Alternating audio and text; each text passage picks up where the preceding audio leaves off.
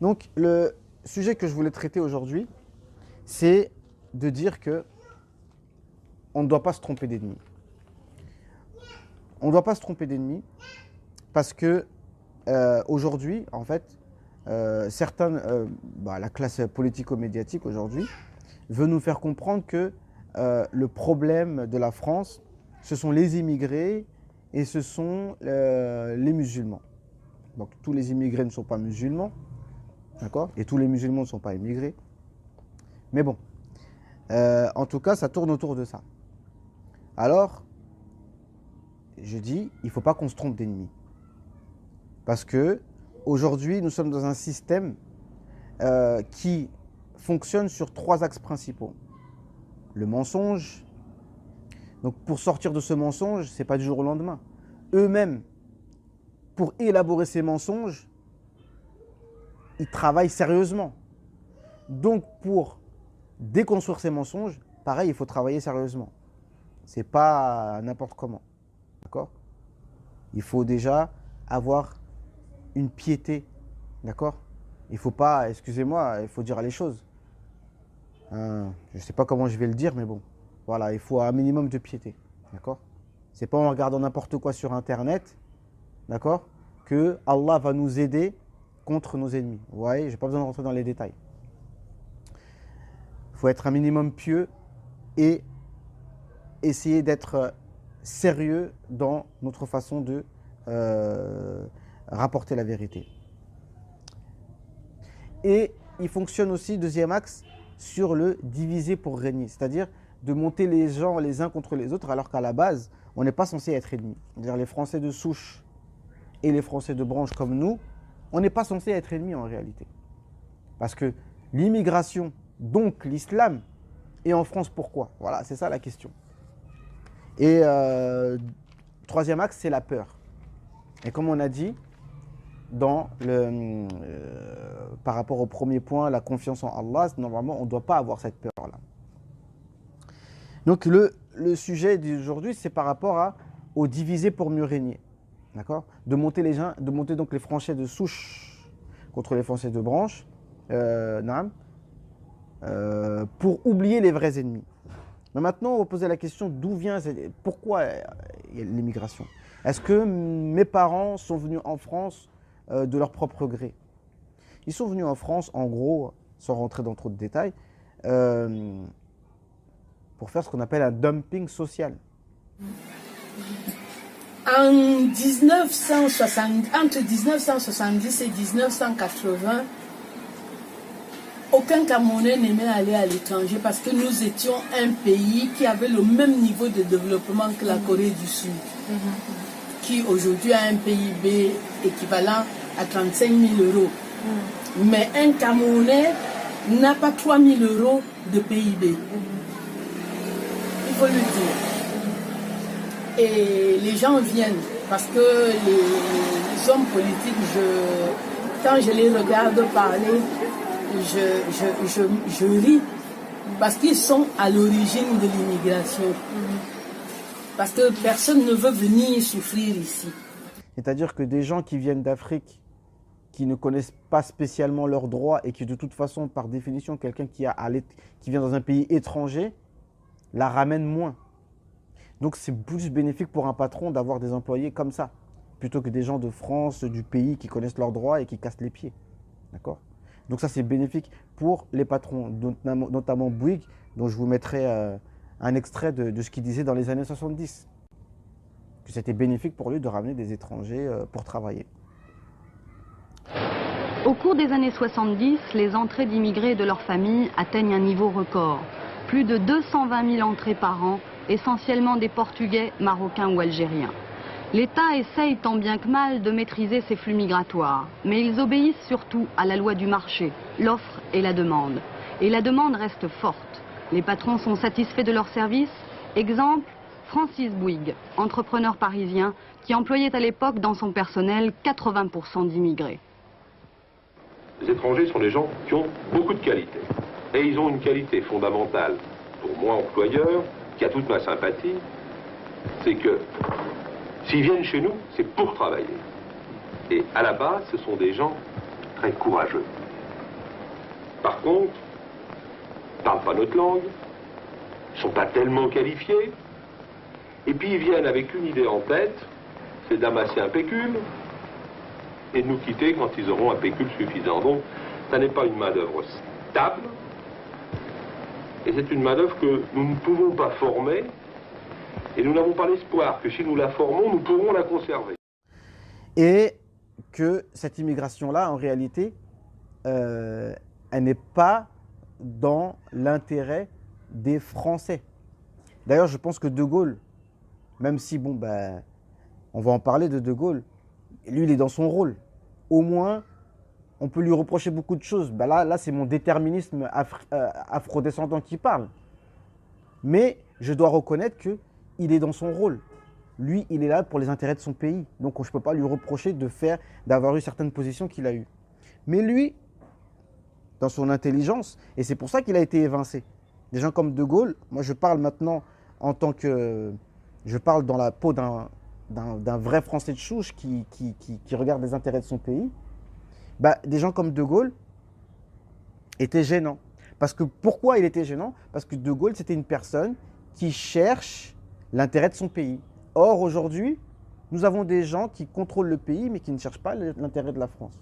Et De Gaulle, si je ne m'abuse, était contre l'immigration. Il mettait en garde contre ça. Parce qu'il dit que ça va aboutir à des problèmes, les problèmes que nous voyons aujourd'hui. Or, les gens qui ont encouragé l'immigration l'ont fait volontairement, contre l'intérêt des Français, pour ramener un métissage perpétuel, comme j'ai parlé dans certains de mes articles précédents. Donc les gens avant de gauche qui disaient « touche pas à mon pote », donc toujours la même communauté qui disait « touche pas à mon pote » et qui était en avant-garde, maintenant ils sont du côté de l'extrême droite pour dire que les immigrés sont le problème, notamment Éric Zemmour, ce qu'on appelle le national-sionisme. Voilà, les concepts sont là. C'est vrai que c'est un concept qui, je pense, qui a été inventé par Soral, mais que voulez-vous, hein? Il faut reconnaître aux gens, lorsqu'ils arrivent à conceptualiser les choses, il faut leur reconnaître. Donc, ce n'est pas le débat. Donc, ça, c'est le premier point. Donc, qui est responsable de l'immigration et pourquoi? Et c'est là le problème. Donc maintenant, si on a un problème avec les immigrés, mais il faut savoir, il ne faut pas reprocher aux immigrés, il faut reprocher à ceux qui ont ramené ces immigrés. Et ça, ce dont je suis en train de parler, des gens comme Hervé Ryssen ont compris le problème. Des gens comme Hervé Ryssen ont compris le problème. Et d'ailleurs, c'est pour ça qu'ils sont en prison aujourd'hui. Pourtant, c'est un Français de souche. Ce qu'il faut, c'est avoir une foi aussi forte que la leur. Les musulmans, je suis désolé, ont une foi plus forte que la nôtre. On ne peut pas leur en vouloir pour ça. J'entends bien qu'il y a une islamisation par le bas qui s'effectue. Je passe porte de Bagnolet la dernière fois, je vois une mosquée, porte de Bagnolet, côté Bagnolet, vous avez une mosquée qui n'était pas là il y a 15 jours. Vous avez le dôme de la mosquée qui est là. Donc, je n'ignore pas qu'il y a une islamisation par le bas. Je dis simplement qu'au niveau de la tête de nos institutions politiques, il n'y a pas d'islamisation. Il y a une judaïsation, une maçonnisation qui est très perceptible pour les gens qui ont des yeux ou qui peuvent s'acheter des lunettes. C'est extrêmement perceptible, et ce depuis très longtemps.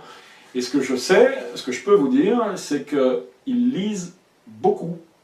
Ils lisent beaucoup, et beaucoup plus que nous. Et surtout, ils savent où ils vont, ils savent ce qu'ils veulent. Ils ont une idée assez claire du monde unifié auquel ils veulent parvenir. Parce que eux, ce qui les obsède, c'est l'unification du monde. La disparition des frontières, le métissage généralisé, parvenir à un monde sans race, sans religion, ou alors avec une religion de prise unique. C'est ça leur objectif. Et nous, qu'est-ce qu'on propose en face? Les gens qui nous disent il ne faut pas voir que les causes, c'est-à-dire le judaïsme, la franc-maçonnerie, mais il faut voir aussi les conséquences, à savoir l'invasion migratoire, l'islam. Et compare, si vous voulez, en cette métaphore d'un pitbull que lâcherait son maître contre nous. Il faut d'abord se défendre contre le pitbull, mais c'est une image qui est ridicule, quoi. On n'est pas du tout dans le combat de rue, on est dans la pensée. Et le maître qui nous dirige ne lâche pas un pitbull contre nous. Le maître qui nous dirige tient à ce que tout se passe bien, à ce que cette immigration se passe bien, à ce que le métissage se déroule sous nos yeux et sous nos yeux émerveillés, on puisse voir cette société métisse naître devant nous. C'est ça qu'ils veulent, nos maîtres. C'est ça qu'ils veulent. Ils ne veulent pas lâcher un pitbull contre nous, ils veulent nous tuer. Et ils nous tuent d'abord par l'esprit. Il y a eu quoi 11 millions d'électeurs Front National à la dernière élection, à la dernière présidentielle. Sur ces 11 millions d'électeurs Front National, combien croyez-vous qu'il y en a qui sont conscients qu'il y a un problème d'immigration? Eh bien, je vais vous répondre, c'est très simple, à peu près 100%. 100% des électeurs du Front National sont conscients qu'il y a trop d'immigrés en France. Ok? Ok? Pourquoi est-ce que je devrais en plus en rajouter à leur dire, vous savez qu'il y a un problème d'immigration en France, hein? Non, ben oui, on le sait déjà, merci. En revanche, sur ces 11 millions d'électeurs Front National, il y en a peut-être que 0,5% ou 1% qui sont conscients du fonctionnement de la démocratie et du rouleau compresseur mondialiste. Eh bien moi, c'est ces gens-là qui sont peut-être ceux qui ont une conscience identitaire. Bah, certaines personnes, peut-être les plus cultivées, les plus curieux, ce sont ces personnes-là que je veux toucher. Hein, pour essayer de faire qu'au lieu d'être 0,5% ou 1%, il soit 2 ou 3%, afin que notre élite intellectuelle, voire religieuse, je ne sais pas, puisse avoir conscience du danger, du véritable danger qui nous menace, qui est le mondialisme. Et l'islam, l'invasion migratoire, l'islam, c'est une partie de ce qu'est le mondialisme. C'est loin d'être la totalité. On a une analyse plus globale que ceux qui s'attachent uniquement à dénoncer l'immigration et l'islam. Et la plupart du temps, je vous le dis, hein, ceux qui ne voient que la décadence à travers le prisme de l'islam sont quelque part légèrement judaïsés. Quand dans la dernière vidéo, je disais qu'il n'y avait pas d'islamisation, je me répète, par le bas, il y a une islamisation, c'est évident, je ne suis pas con, je les vois les mosquées. Mais les métissages nous tuent, vous dis-je, l'islam nous réveille. Parce que s'il n'y avait pas ces musulmans agressifs, je pense qu'on serait déjà mort. Ça serait déjà cuit pour nous, parce que, évidemment, avec les Africains que l'on voit sur tous les plateaux de télévision en train de se trémousser, eh bien, évidemment que le métissage serait encore probablement supérieur à ce qu'il est aujourd'hui. Alors ne me reprochez pas d'essayer de montrer à mes compatriotes où sont les véritables problèmes. Sinon, on vous trimballe, hein, les sionistes, les cosmopolites, ils vous trimballent comme ils veulent. Il va faire la guerre là-bas, un chien. Va faire la guerre contre l'Iran, va faire la guerre contre la Libye. C'est ça l'avenir des Français, crever pour Israël. Hein, vous la connaissez la chanson La République nous appelle, pour elle un Français doit mourir. C'est ça, vous voulez crever pour la République?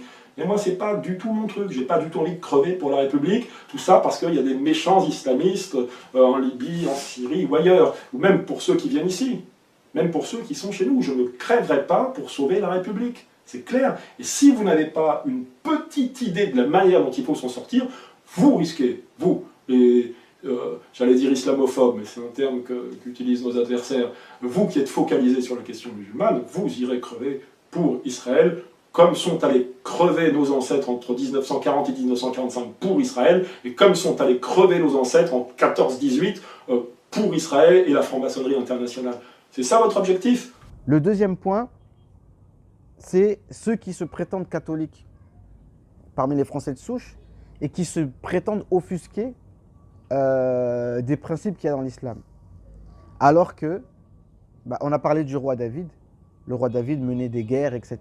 De toute façon, en gros, tout ce qu'on trouve comme précepte dans le Coran, on les trouve exactement dans la Torah. Donc voilà. Donc si vous dites que vous devez regarder le contexte, faites la même chose pour nous. D'accord ? Et c'est exactement la même chose.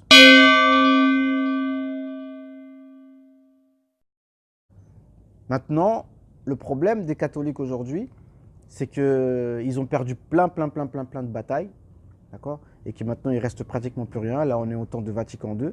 Mais normalement, un vrai catholique ne doit pas baisser les armes. Et normalement, il doit continuer il doit garder espoir, ce qui est l'apanage d'un croyant. Et normalement, un vrai catholique et un vrai musulman devraient avoir un terrain d'entente pour lutter contre le vrai ennemi. Mais ça, les gens ne veulent pas le comprendre, mais il va falloir qu'on le comprenne, un de ces quatre. Et c'est ça mon message. Donc en fait, on devrait tous, normalement, faire front commun contre ceux qui qui sont les responsables de cela. Contre ceux qui sont les responsables de cela. Maintenant, on a des idéologues, soi-disant intellectuels, qui veulent vraiment nous faire comprendre que l'islam est le problème en France. Aujourd'hui, on a dissous le CCIF sous prétexte que ce sont des coupeurs de langue, des gens qui empêchent toute critique de l'islam. Et pour eux, les gens du CCIF, du collectif contre l'islamophobie, étaient encore plus dangereux que les coupeurs de tête, selon eux. Et c'est cette politique qui a été mise en pratique puisqu'ils ont dissous ce collectif. Eux, c'est les coupeurs de langue. Ils sont liés au CCIF, ils sont liés à des conseils d'imams, même des mosquées, comme la mosquée de Pantin qui relaie. C'est pas les terroristes, c'est les coupeurs de langue. Ils aimeraient nous couper la langue, c'est-à-dire qu'on ne puisse pas parler. Parce que dans l'idée du suprémacisme islamiste, un mécréant ne peut en aucun cas offenser l'islam ou même le critiquer. Donc, même si on n'offense plus, demain, ce sera le fait d'avoir critiqué l'islam. Parce que l'idée, c'est que l'islam ne doit être doit toujours être au-dessus de ce qui n'est pas musulman et jamais un mécréant peut se permettre de critiquer frontalement cette religion. Et même dans la charia, le mécréant, normalement, il doit même marcher à gauche dans une société islamique, baisser les yeux, payer un impôt spécial et être soumis. C'est la zimmitude. Et si on a compris ça, on comprend que le vrai ennemi, c'est pas uniquement le coupeur de tête qui ne fait que passer à l'acte. Il faut comparer un djihadiste, celui qui coupe la tête ou qui a une ceinture d'explosifs, il faut le comparer à une arme. Ce n'est qu'une arme. C'est une arme humaine, mais c'est plus vraiment un humain. C'est une arme. C'est un instrument, un outil.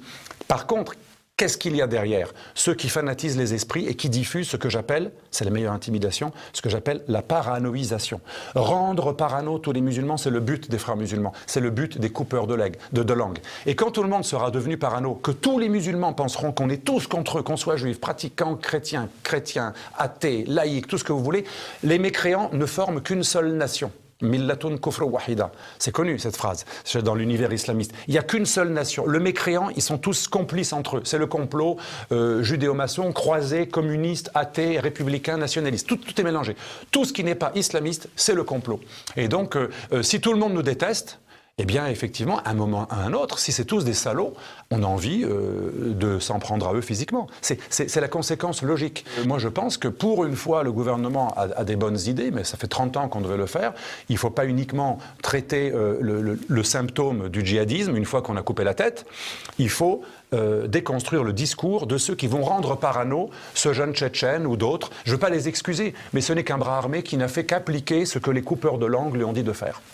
Or, sincèrement, entre nous, qui sont les coupeurs de langue dans cette société française? Est-ce que c'est le CCIF ou bien c'est le CRIF, le CRIF? Soyons sérieux. Là, on est en train de se moquer du monde. Donc dire que les musulmans nous empêchent de parler comme si on avait les moyens de faire des procès à tous ceux qui parlent mal sur nous, alors que le CRIF, à ce niveau-là, on leur arrive même pas à la cheville. Donc il faut être sérieux 2 minutes. Pour aider certains à comprendre ce qui se joue, les forces en présence, en l'occurrence la réalité des rapports de force entre réseaux, et aider à sortir du rêve, ou du cauchemar, ou plutôt du fantasme zémorien, qui voudrait qu'on soit livré au terrorisme islamiste tout puissant et autonome. Non, le terrorisme islamiste n'est pas autonome, il est très lié au réseau sioniste international. Et pour ceux qui ne sont pas capables de faire la jonction entre les problématiques, rappelons ici que le plan de reconfinement de la France est préparé et il est entre les mains de ce même Alain Bauer avec son relais, le préfet l'allemand. Donc nous sommes beaucoup plus dans une France livrée au zémouro-macronisme qu'à autre chose. Évoquons un dernier point pour boucler la boucle et revenir sur Charlie. Darmanin, donc le ministre de l'Intérieur, vient d'annoncer sa volonté de dissoudre les associations ennemies de la République. Voilà. Il a ciblé le CCIF et non pas le CRIF, le CRIF, et aussi, et là c'est intéressant, l'ONG Baraka City, une ONG humanitaire à l'époque effectivement très liée au réseau islamiste dont on parle, mais dont le président Idriss Sy Haredi pose problème en ce moment, puisqu'il a révélé sur Twitter les liens de Zineb El Razaoui avec le Proche-Orient via la banque Rothschild. et aussi les larges protections illégitimes dont Zineb bénéficie, l'illustre Zineb bénéficie de la part de l'État français. Alors Zineb, c'est la rescapée des attentats de Charlie Hebdo, militante des droits de l'homme, militante pour la laïcité, anti-islamiste rabique, mais qui manifestement ne crache pas sur l'argent arabique. Oui, où toutes les choses se mélangent, c'est-à-dire que vous parliez on a parlé de la connexion Valls-Arabie Saoudite, on peut parler de la connexion Sarkozy-Qatar, tous ces gens qui d'un côté dénoncent l'islamiste de la rue, mais traitent avec les grands islamistes des palais. Donc cela devrait faire réfléchir les gens qui pensent qu'on a un ennemi dans la rue armé de cimetères ou de coupe-gorge. Eh bien, il y a des choses qui se passent en haut lieu qui ne sont pas très différentes de ça et qui ont des effets peut-être encore beaucoup plus funestes. Et on a l'impression qu'on désigne du lampiste alors qu'on traite avec les responsables. Mais quand je dis on, c'est ce fameux réseau, voilà, sioniste dont vous parlez et dont font partie tous les gens que vous avez cités. Et donc on a une complexité, c'est-à-dire il y a toujours, en fait, c'est un peu comme les gauchistes qui critiquent le capitalisme et qui ne voient pas qu'il y a un grand capital et un petit capitalisme. Le grand capital, c'est effectivement les grandes puissances de l'argent et les multinationales, ou le CAC 40, comme on dit chez nous. Et puis, en bas, il y a les petits patrons. Et c'est complètement autre chose. Les petits patrons qui ont créé leur boîte, et qui créent de l'emploi, etc. Donc, ce sont deux mondes différents et qui ne sont pas vraiment connectés. Et là, on a une espèce de fusion complexe entre l'islamisme de rue ou de mosquée des caves, et puis en haut, l'islamisme qui deal justement avec le sionisme international. Et là, on rentre dans des choses beaucoup plus complexes. Les islamistes, aujourd'hui, sont complètement hors d'état de nuire. Ça, il faut le reconnaître, il faut être sérieux. Aujourd'hui, les Ouïghours, au Yémen et partout dans le monde, aujourd'hui, les musulmans sont géopolitiquement à terre. Donc prétendre que les musulmans sont un danger pour le monde, c'est se moquer du monde et vouloir cacher la réalité de qui sont les vrais ennemis pour cette société.